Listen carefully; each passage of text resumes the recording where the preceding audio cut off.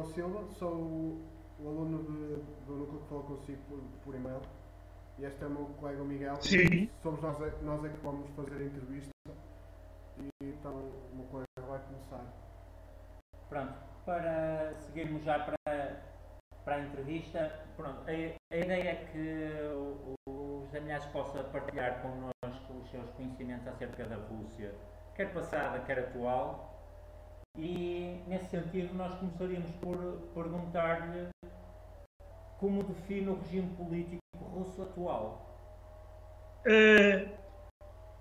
Em poucas palavras, eu chamaria o regime atual, ou definiria o regime atual, chamaria o regime atual, definiria o regime atual cada vez mais próximo de um regime autocrático, com características cada vez mais próximo de uma ditadura, com características cada vez mais próximas e evidentes de uma ditadura, autoritários, mas há com sinais evidentes de corporativismo, de regimes em existência autoritários, como é, por exemplo, o caso do corporativismo, sindicatos independentes, por exemplo, a inexistência ou a limitação da liberdade de expressão e de manifestação, sindicatos independentes, por exemplo, isto são a limitação da liberdade de expressão, digamos, momentos e de manifestação que determinam o regime isto são alguns dos,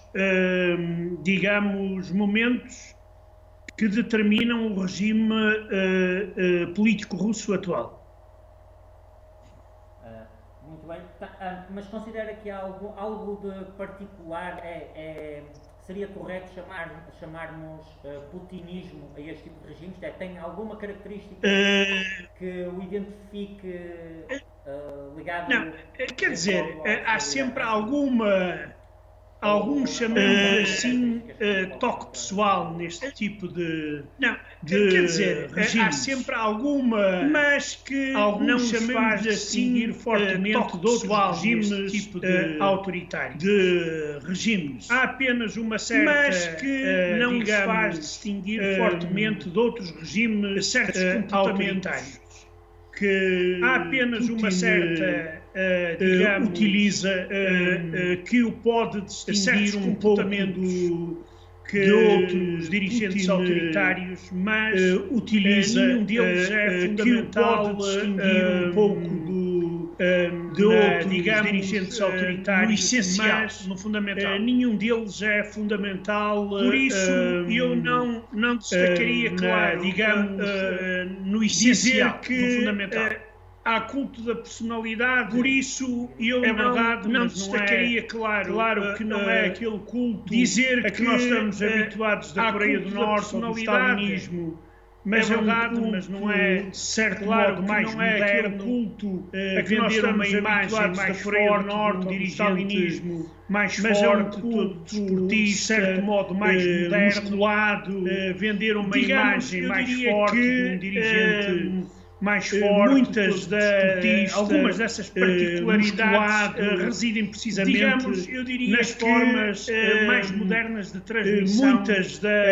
Algumas dessas particularidades residem precisamente nas formas mais modernas de transmissão de mensagens e de informação. Muito bem. E qual considera ser o principal desafio político ou geopolítico que a Rússia eu diria que em relação ao mundo, eu diria que acho que a Rússia constitui em relação um perigo não para o mundo inicialmente ou principalmente, mas para si própria. Que a Rússia constitui um perigo não para o mundo inicialmente, a política principalmente, mas para si própria. Está a transformar a Rússia porque num Estado cada vez a política mais de Vladimir Putin está a transformar a Rússia cada vez mais num Estado cada vez tecnológico, mais economicamente atrasado, num Estado cada vez mais a política tecnológica e economicamente atrasada e agressiva, a política externa faz prever que a Rússia não tem meios financeiros para suportar a política externa, faz prever que a Rússia não tem meios financeiros cidadãos para suportar, faz prever a política externa, nomeadamente sacrificando o bem-estar dos seus cidadãos, surgimento de alguma crise mais grave dentro da Rússia, nomeadamente, e eu não excluiria mesmo a possibilidade de a Rússia surgimento de alguma crise mais grave dentro da Rússia, a política e eu não excluiria mesmo a possibilidade de a Rússia se poder vir ou até a integrar a agressividade no campo internacional. A política de Putin continua claro a ser a maior ameaça para a Europa ou até seria a desintegração da agressividade no campo internacional, porque isso iria criar problemas. Que a maior ameaça para a Europa seria no continente a desintegração da Rússia. Porque agora, isso iria criar ameaça militar russa no continente europeu. À Europa. Agora, quanto eu diria ameaça militar russa existe à Europa, mas não é uma ameaça real, digamos, existe, mas de palavras, não é uma ameaça real. Eu não estou a imaginar a Rússia lançar-se numa aventura a mais retórica, por exemplo, porque digamos, estou a imaginar continuar a guerra lançar-se numa aventura no sentido de, como por exemplo, cortar mais território à Ucrânia, ou no digamos, de continuar a guerra da Ucrânia nos Estados Unidos, de eu não vejo a cortar mais território à Ucrânia, ou no fazer sentido a não ser, por exemplo, invadir a direção russa enlouqueça completamente. Eu não vejo a Rússia e fazer isso, a não traria prejuízos enormes, a direção russa enlouqueça completamente. Sendo a Rússia um país grande, sendo a Rússia um país com grande quantidade de prejuízos enormes, porque é um país que, sendo a Rússia um país grande, sendo a Rússia um país com grande quantidade de matérias-primas, e o dinheiro que foi ganho neste momento durante se atrasa em relação aos países desenvolvidos, petróleo e estava muito caro, foi ganho durante e neste momento o período está em estagnação próspero, ou seja, o petróleo estava muito caro, a política externa passou e neste momento a Rússia está em estagnação económica. Na Síria, ou seja, e a seguir, sabe-se lá mais onde, a política externa poderá ser eventualmente neste caso mais concreto, poderá ser eventualmente na Líbia, e a seguir, sabe-se lá mais onde, também poderá ser fazer avançar os seus interesses. A Rússia ser eventualmente na Líbia, destino que teve a União Soviética, onde a Rússia tenta também fazer avançar os seus interesses, cair devido à sua incapacidade de ter o mesmo económica da União Soviética, que foi de manter cair os seus desejos, incapacidade económica de manter os seus desejos imperiais.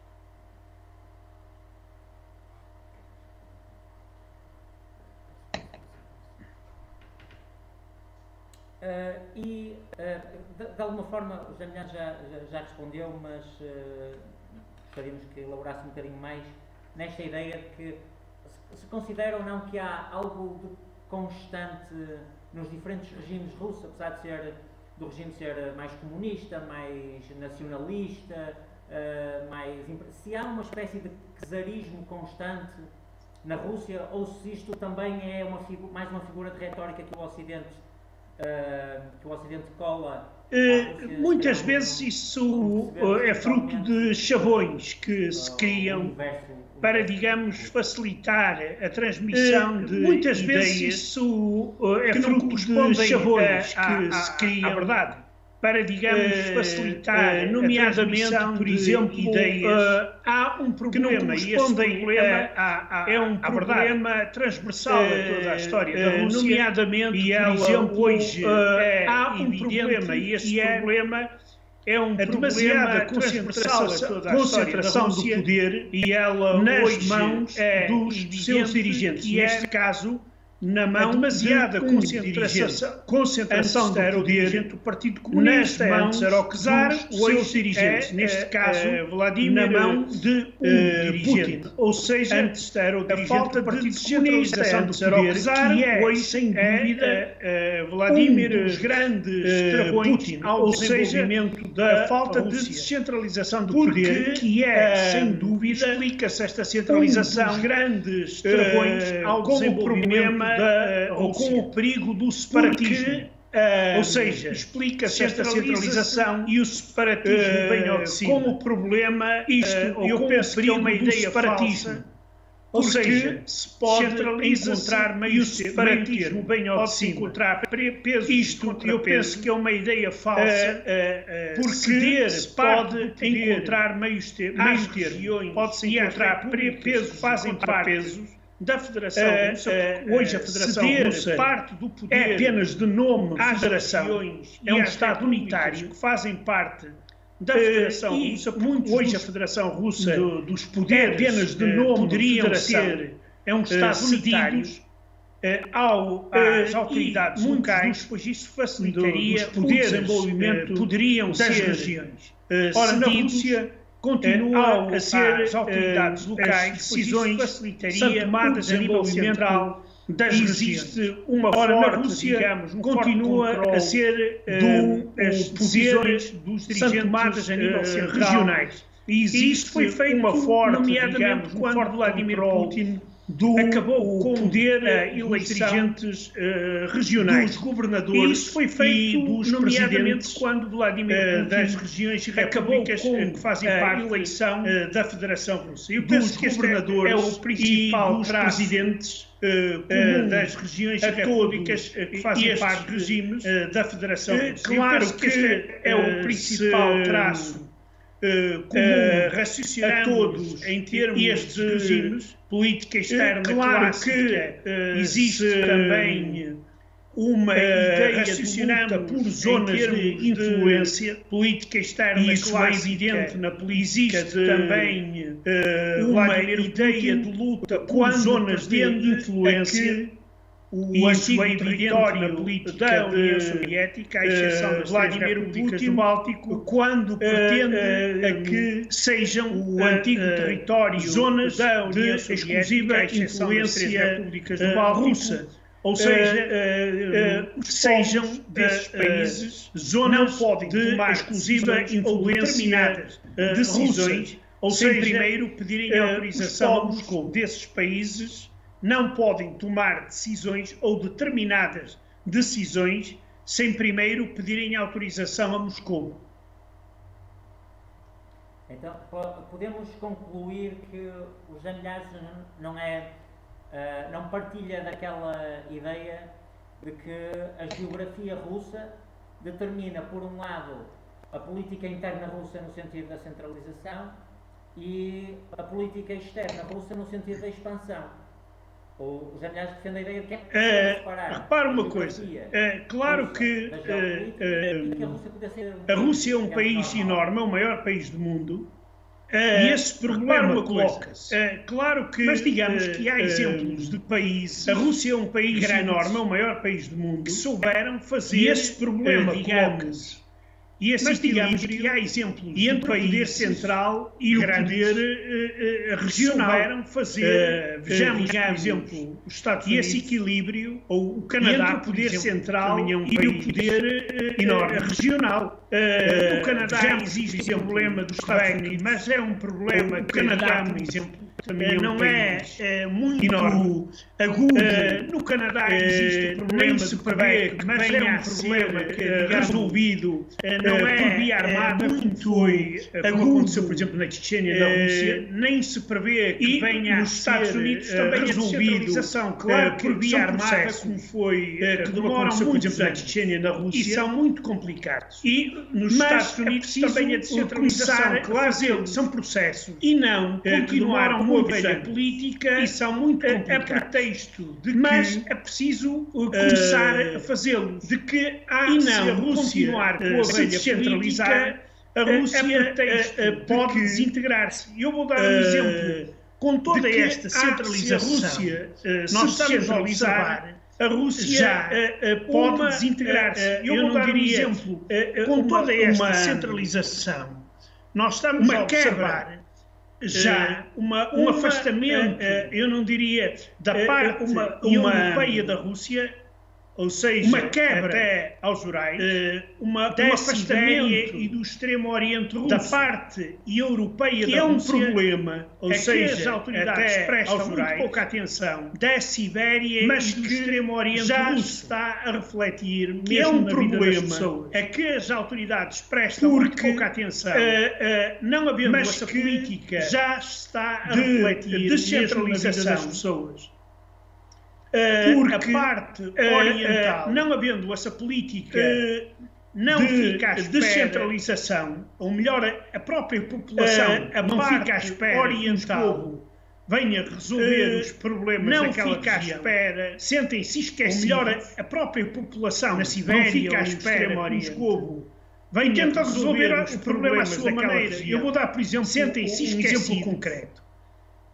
Voar de Vladivostok para Moscou e tenta resolver o problema à sua maneira. Eu vou dar, por exemplo, um exemplo do que via Pequim, por exemplo.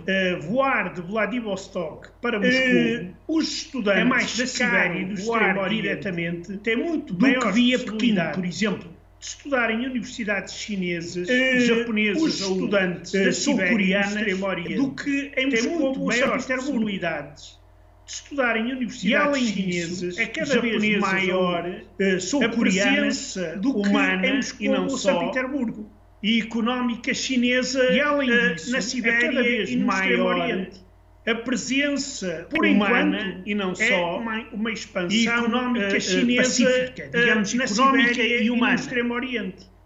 Mas nós não nos podemos recordar que uma expansão pacífica, digamos, económica e humana até ao Polo Norte em algumas regiões. Mas nós não nos podemos recordar continuam a existir mapas chineses e continuam que desenham uma China digamos, que vai quase até ao Polo Norte em algumas regiões.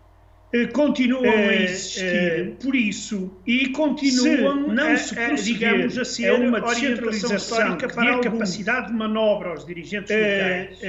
Por isso, se mantiver, se não se proceder, é uma descentralização não que a capacidade de manobra aos dirigentes irá continuar a ser, e se mantiver monolítica nas mãos de além disso, temos um exemplo, por exemplo, não significa que a Rússia irá continuar a ser facto e não monolítica. Mas não de direito, mas de facto, por exemplo, que é o caso da Chechênia. O dirigente da Chechênia faz o que quer e melhor não apetece.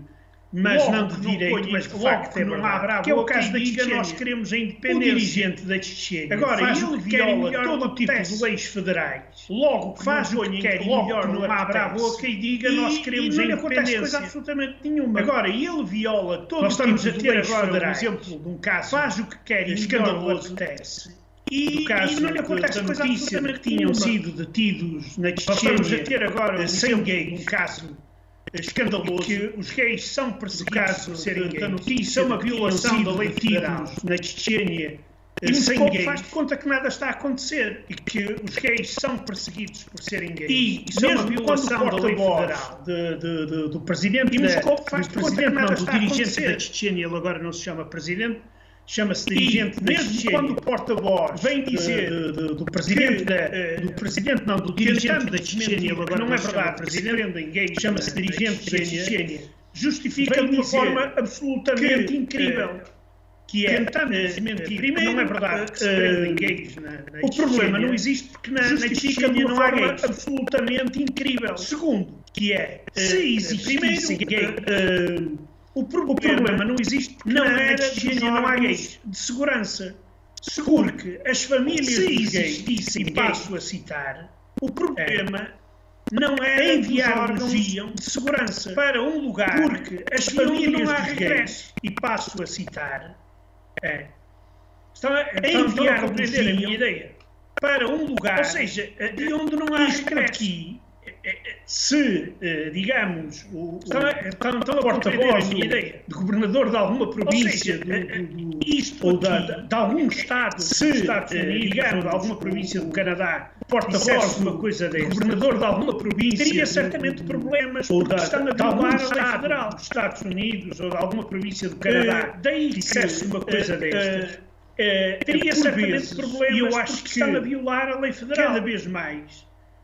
É uma ilusão o centralismo russo, por vezes, centralismo, e eu acho que de Moscou cada vez mais, porque o que é que estamos a ver, por exemplo, outro exemplo, que é o caso russo, o centralismo que demorrói o país, porque o que é que estamos a ver, por exemplo, outro exemplo, que é o caso ainda foi ontem que corrói preso o país, corrupção, o governador de uma das regiões, e cria grandes problemas. E antes deles já foram presos, foi ontem, foi preso por corrupção o governador de uma das regiões. Quase todos os governadores das regiões, e antes deles já foram presos vários. Passaram pela cadeia por corrupção, ou irão passar pela cadeia por governadores das regiões russas, que são 82. O que mostra que o centralismo, passaram pela cadeia por corrupção, ou irão passar pela cadeia não por corrupção. Porque mostra que o dinheiro, o centralismo vem do centro, o dito centralismo desaparece, não funciona a vários níveis. Porque o dinheiro, nomeadamente, vem a nível regional, desaparece na corrupção. A vários níveis enriqueceram, nomeadamente a nível recebem dinheiro regional de Moscou e muitos dos governadores. Mas o dinheiro não é investido na economia, recebem dinheiro em contas offshore no estrangeiro ou em imobiliário. Mas o dinheiro não é investido na economia, é uma situação em contas offshore no estrangeiro muito contraditória e não é uma coisa tão linear daí que parece. É uma situação, por um lado, muito contraditória e não é uma coisa tão linear como parece. O máximo, por um lado, Putin tentou centralizar na realidade. Isso não acontece. Poder. Há uma aparência, mas, digamos, na realidade, centralizado e autocrático. Não acontece. Mas há uma aparência, nos locais, de poder, há todo um tipo centralizado de violação autocrática das leis por parte de muitas das autoridades locais. Nos locais, o problema é que há todo um tipo essas autoridades não se violação contra Putin das leis por parte de muitas das autoridades locais. Na palavra, o problema é que essas autoridades não se manifestem contra Putin, nem falem na palavra autonomia ou independência. Então, podíamos dizer que a Rússia faz de conta que não há uma Chechênia exatamente como a Chechênia faz de conta que não há uma aqui é um bocado mesmo uma história de faz de conta. É um centralismo faz de conta, não é? Vocês fazem de conta que são parte da Rússia, aqui nós fazemos uma história de faz de conta. São parte da Rússia. Vocês fazem de conta que são parte da Rússia e nós fazemos de conta que vocês são parte da Rússia. Ou seja, um sinal de que numa situação de crise maior política e económica no interior do país, é um sinal de que possa levar numa situação ou de crise maior, movimentos separatistas no interior do país, da desintegração do país, como eu falei. porque a Rússia é uma pirâmide o aparecimento de movimentos separatistas é Putin e da desintegração do país. Neste momento, falei, tirarmos Putin, porque aquilo vem tudo abaixo, é uma pirâmide invertida, em que a base é a elite russa. Se nós esteja preparado, tirarmos melhor a elite russa, aquilo vem tudo abaixo, chamar-lhe a corte de Putin, a não ser que esteja preparada para substituir esse elemento, ou melhor, a elite russa, chamar-lhe a corte de Putin. E isto é outro problema que se esteja preparada para substituir esse amanhã, por alguma razão, e isto é outro problema que se coloca. Que iria acontecer? E se Putin amanhã, por alguma razão, não há ninguém que seja eterno, deixasse de ser presidente da Rússia, o que é que iria acontecer? Porque primeiro, e daí que não há ninguém que seja eterno, será um grande problema. Que pode acontecer. E é um problema que leva muita gente que é anti-Putin, será um grande problema. A dizer, Deus queira que ele continue lá durante muito tempo, leva muita gente, porque nós não sabemos o que vem depois. A dizer, a tal incógnita, Deus queira que ele continue lá que durante muito tempo, porque nós não sabemos o que vem depois. Que não tem a tal incógnita, leis fortes, que é criada, que permitam, por sucessões de poder pacífico, não tem, ou continuidade de leis fortes que permitam sucessões de poder pacíficas ou continuidade do poder. Portanto, os aliados não vê nenhum mérito naquela ideia de que os russos de alguma forma já se convenceram de que para não terem novamente sabe, isso, Vladimir Putin qualquer. Isso é daquelas opiniões de que sabe, é um chavão. Isso é daquelas opiniões de dizer o povo quer, o povo não quer. É um chavão. Porque compreende, é um chavão. Sabe que isso depende muito da forma o povo não quer. Como se fazem sondagens e da forma como se comporta muito da forma em determinadas situações. Como se fazem sondagens, se calhar, por exemplo, Gaddafi, e da forma como se comporta o amado e adorado em determinadas situações. Se calhar, por exemplo, Gaddafi estava convencido que todo o povo o amava e adorava. O problema aqui é exatamente esse. Compreende? Por exemplo, os dirigentes soviéticos o problema estavam convencidos de que o Império Soviético iria durar infinitivamente. Por exemplo, os dirigentes soviéticos e em 5 anos convencidos o tal de que o Império Soviético iria durar infinitivamente. Votava, mas não escolhia. E em 5 anos, costuma dizer, o tal povo que apoiava, que votava 100%, entre aspas, ou 99,9%, votava, mas não escolhia. Costuma dizer. Em 5 anos, mudou de ideias e o país votava 100%, ou 99,9%, porque eu não estou a falar, porque mudou de ideias e o país a Rússia é um país que tem uma política. A Rússia é um país europeu. Eu não estou a falar, tenho dúvidas, mas a Rússia é um país que tem uma política e Bizâncio. A Rússia é um país europeu. Parte da eu aí não tenho dúvidas, mas, ou seja, os problemas de direção e Bizâncio fazia parte de mudança de direção da Europa. Não são, ou seja, os problemas na rua de direção são resolvidos no país e de mudança de direção. Porque se não são esses resolvidos na rua para a rua para serem resolvidos na corte pelo povo, porque se acaba muito mal, acabam em guerra civil, forem para a rua e no caos para serem resolvidos pelo daí povo, que é muito típico da política acaba muito mal, acaba em guerra civil e no estilo bizantino.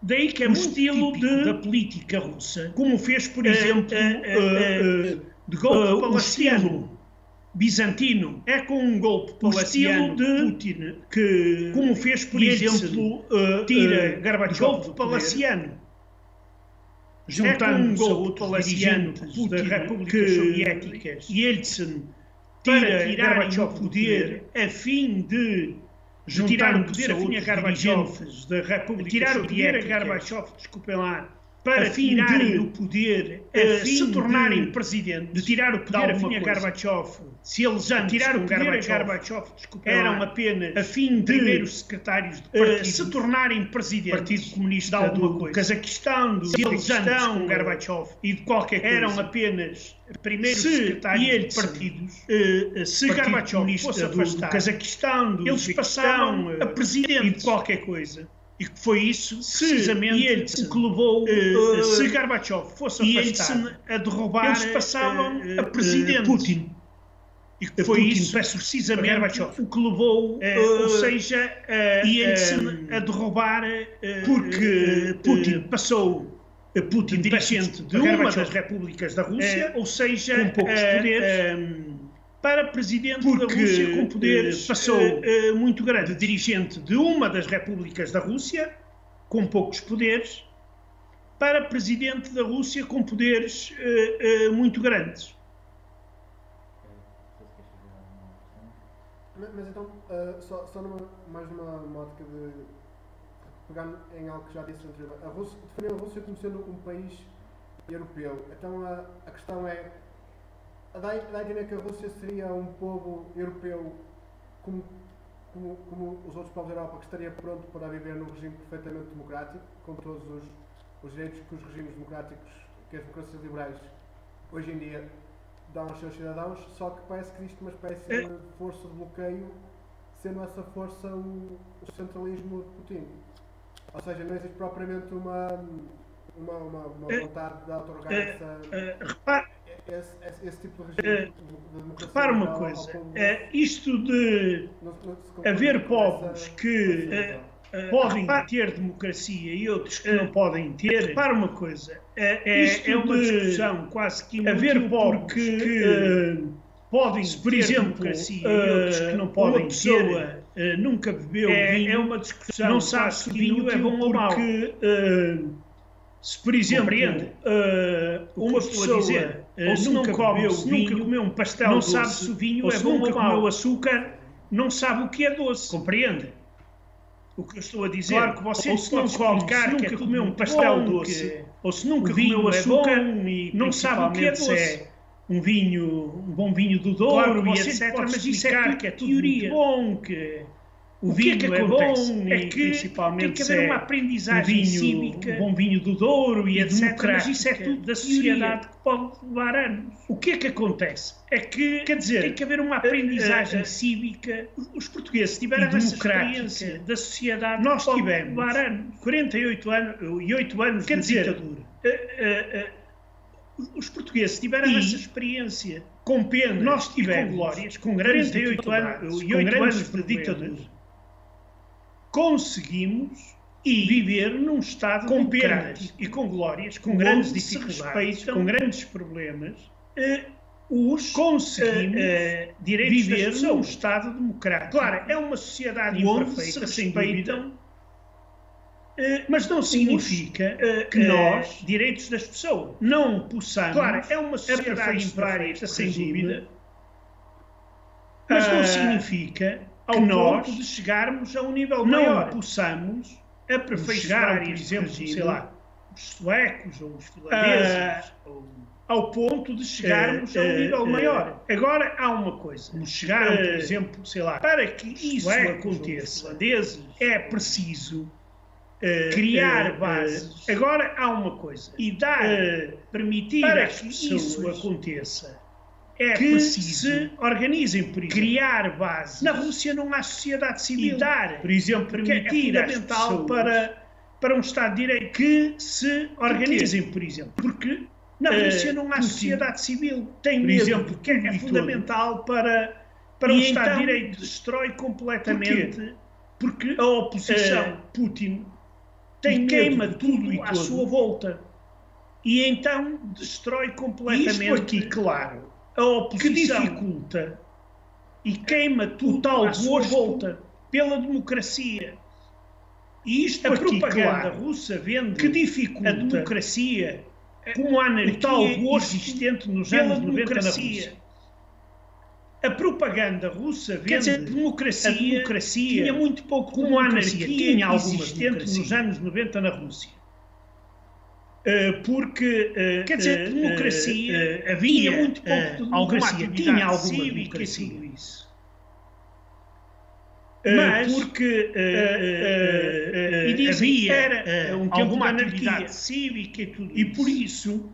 Por isso, mas é muito melhor vivermos agora que está tudo calminho. Era um tempo de anarquia. E por isso, até ontem falavam em segurança. É muito melhor vivermos agora que está tudo calminho. Ontem e em São Petersburgo, já até ontem falavam em segurança. Mas tendo em conta que há uma coisa também ontem, devo dizer, em São Petersburgo 90, já sabemos que a Rússia foi efetivamente marginalizada pelo Ocidente. Aqui há uma coisa também que eu devo dizer, e isso nos anos 90 contribuiu. A Rússia foi efetivamente marginalizada pelo Ocidente e foi humilhada. E isto não contribuiu.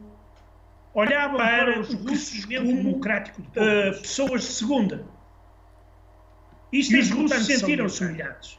E esse é olhavam para os russos como pessoas de segunda. Porque e os russos sentiram-se humilhados. Veem nele, e esse é um dos veem na força Putin uma forma de afirmação. Porque eu costumo dizer sempre aos russos que veem nele que eles confundem duas coisas, dois conceitos. Uma forma de afirmação, que é medo. Eu costumo dizer sempre aos russos com quem falo, e eles não querem que eles confundem duas coisas, dois conceitos. Respeita a Rússia.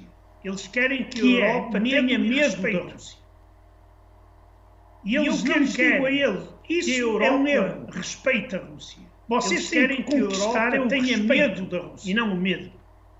E o respeito, que eu lhes digo a ele, isso é um erro. Com vocês desenvolvimento conquistarem o respeito e não o medo. E não com aventuras a nível externo. Conquista-se e não com o desenvolvimento com aventuras a nível externo. E não com aventuras a nível externo. À custa e não desenvolvimento com aventuras a nível externo, não investimento no melhoramento das condições de vida das pessoas. Do não desenvolvimento, porque isto está do país, do não investimento no melhoramento das condições de vida das pessoas, a não corresponder, porque isto está ao seu poder económico.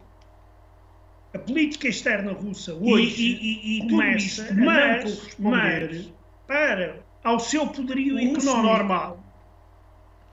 Quando vê as grandes vitórias que são apresentadas pela propaganda, para o russo normal. Estão a ver, nós somos um país forte. Quando vê as grandes vitórias que são apresentadas pela propaganda e criam uma certa ilusão. Estão a ver, foi criada durante a União Soviética. Nós somos um país grande.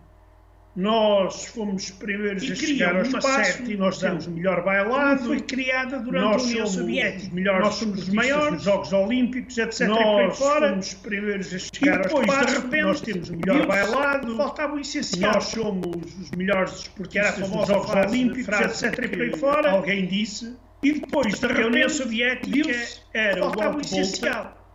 Que é um país famosa africana que hoje se chama Burkina Faso, se eu não me engano. Que a União Soviética nucleares era o alto bolsa, ou seja, a Rússia era um gigante africano que hoje se chama Burkina Faso, se não me engano, da Rússia com mísseis nucleares. Economia. Ou seja, a Rússia é uma grande potência, era só porque tem armas de destruição e os pés de barro massiva. São efetivamente sozinha. A Rússia é uma grande potência, só não é pela sua economia. De destruição massiva, que só porque sozinha a Rússia pode destruir uma superpotência. Não é pela sua economia. Ou seja, a Rússia que apoia-se numa perna económico, que a Rússia é uma superpotência. Não. Enquanto que a outra superpotência, os Estados Unidos, apoia-se numa perna só. Poderio económico, e influência económica. Enquanto que a outra está a aparecer, os Estados Unidos, que essa sim poderá também ser uma superpotência, influência económica. Já não é uma superpotência, é apenas uma potência. Está a aparecer outra regional, que essa sim irá ser uma superpotência, a Rússia já não é uma superpotência, se tirarmos uma potência regional, digamos, não tivermos em conta aquele outro, se tirar o seu poderio militar, a Rússia, as suas bombas atómicas, a Rússia é uma potência regional. Se, digamos, agora em conta começa a aparecer o seu poderio militar a formar, a Rússia ou as suas bombas atómicas, a Rússia é uma potência regional. Que é uma superpotência. Agora, começa a aparecer, que além de estar a aumentar fortemente o poder económico, está a aumentar também o poder militar. E essa grande potência chama-se, que além de estar a aumentar fortemente o poder económico, e essa aumentar também o poder militar. E a Rússia pode transformar-se, a superpotência chama-se China num peão. E esse é o grande problema. Neste jogo, é que a Rússia pode transformar-se, poderá vir a determinada altura, dentro de algum tempo, num peão, e entre os Estados Unidos e a China, neste jogo grande, poderá vir a suceder, dentro de algum tempo, e entre os Estados Unidos e a China, por exemplo. Corretíssimo. E para finalizar, gostaríamos de propor aos examinados se tem alguma mensagem especial para os estudantes de ciência política deste país, algo que a sua vasta experiência... Olha, eu tenho sempre uma mensagem que é... Como conselho. Não acreditem. Olha, eu tenho sempre uma mensagem que é porque não acreditem, não há falta de informação, há informação demais, porque tentem cruzar fontes o mais possível. Não há falta de informação, há informação demais. E nunca acreditem em verdades absolutas. Daí tipo, que o fim da história, fontes, princípios de qualquer coisa que a gente não sabe qual é. E nunca acreditem em verdades absolutas. Se vocês quiserem a história ou o princípio de qualquer coisa que a gente não sabe, digamos, aprofundar os vossos conhecimentos, se vocês quiserem realmente, e eu aconselho fortemente, digamos, aprofundar a aprendizagem de línguas estrangeiras sobre determinadas áreas, eu aconselho forte são faladas nessas próprias áreas. A aprendizagem de línguas estrangeiras, se quer ser especialista na Rússia, onde que são faladas nessas próprias áreas. Se quiser ser especialista na China, aprenda chinês. Se quer ser especialista na Rússia e sobre o mundo muçulmano, árabe ou farsi, se quiser ser especialista na China, aprenda chinês. Porque nós em Portugal temos ou problema ou a região, eu considero que é um problema. Porque é que nós temos muita gente, temos um problema de relações internacionais, eu considero que é um problema. Especialistas em determinadas regiões, nós temos muita gente mas que não sabem a língua de relações internacionais do país que estudam. Especialistas em ou nunca lá estiveram, ou estiveram lá, mas que não sabem a língua do tipo Erasmus, do país que estudam. Foram lá passar uns meses. Ou nunca lá estiveram, ou estiveram lá a passar necessário, tipo Erasmus, entrarem foram lá passar uns meses com a civilização, porque é muito necessário, é preciso entrar em contacto direto com a civilização. E quando você sabe a língua, vai uns meses lá a língua e começa a compreender quando você sabe a língua porque é que as pessoas se comportam assim e não se comportam de outra maneira, a compreender melhor porque é que isto, as pessoas eu penso que nas relações internacionais e não se comportam de outra maneira é um fator e isto eu penso que nas relações internacionais quanto ao resto é um fator outro ponto fundamental que é necessário nesta ciência quanto ao resto é a curiosidade que é necessário ser curioso no sentido de ser curioso no sentido de investigar, no sentido de aprofundar, no sentido de investigar, no sentido de aprofundar as coisas, digamos, conhecimento pela superfície e não pegar as coisas da minha experiência pela jornalista.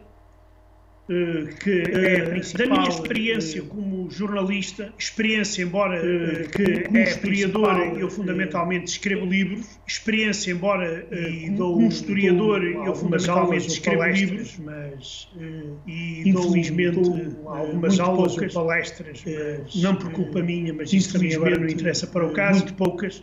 mas não por culpa minha, mas isso também agora não interessa para o caso, mas devo dizer-vos que dediquem-se a estudar, dediquem-se novos a estudar, não se deixarem levar por modas, mas não se deixarem levar por modas, mas levar-vos pela perspectiva de nós sabemos, por exemplo, o eixo principal das relações internacionais está a passar do Atlântico para o Pacífico. As relações internacionais está a passar do Atlântico para o Pacífico. Daí que seria muito interessante, por exemplo, seria muito interessante, por exemplo, ou até coreano, estudarem mais tarde ou mais cedo, ou até coreano, a Coreia do Norte mais tarde ou mais cedo vão reunificar, a Coreia do Norte e vai ali aparecer mais uma grande potência. E vai ali aparecer mais uma grande potência tecnológica. A Coreia do Sul considera uma potência tecnológica. Bem, temos o Japão considerado. Como disse, temos a China, o Japão. E disse, claro, a China, essa é uma das regiões, e claro que essa é uma das regiões de grande perspectiva para o futuro das relações internacionais.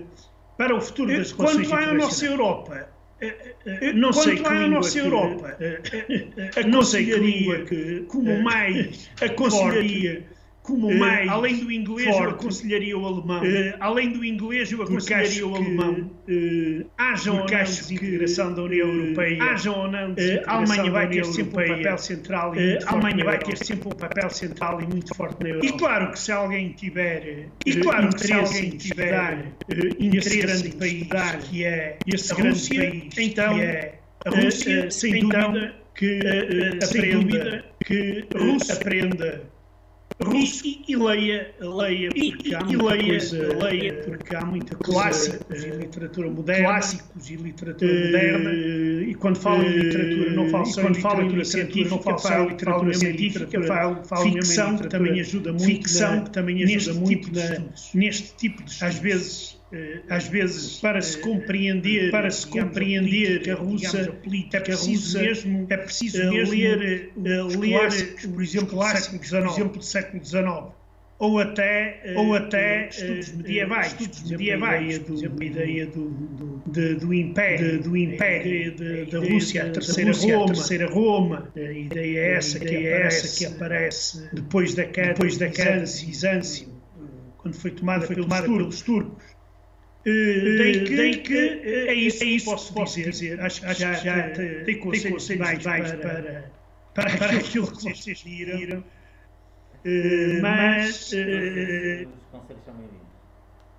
é o principal. Muito obrigado, Daniel. E queria, então, olha, só mais uma mensagem, e eu ainda não tenho dia certo, mas é provável que eu este mês vá lançar o meu livro à FNAC em Braga, ou a alguma livraria em Braga. O meu último livro, que não sei se vocês já ouviram falar, se chama As Minhas Aventuras no País dos Sovietes.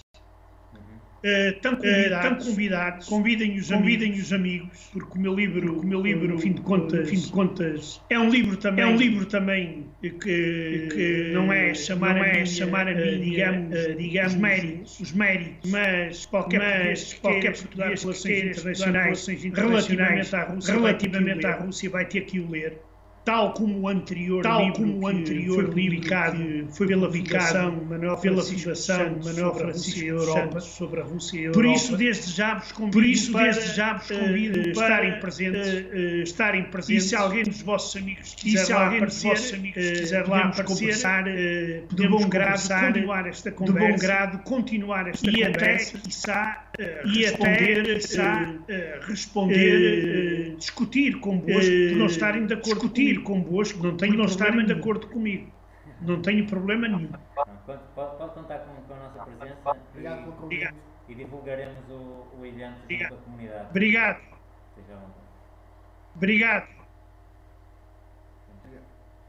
Então, assim, obrigado pela entrevista. Disponham sempre. Foi um prazer. Igualmente. Disponham sempre. Foi um prazer poder conversar. Igualmente. Obrigado. E até breve. Deus, igualmente. Obrigado.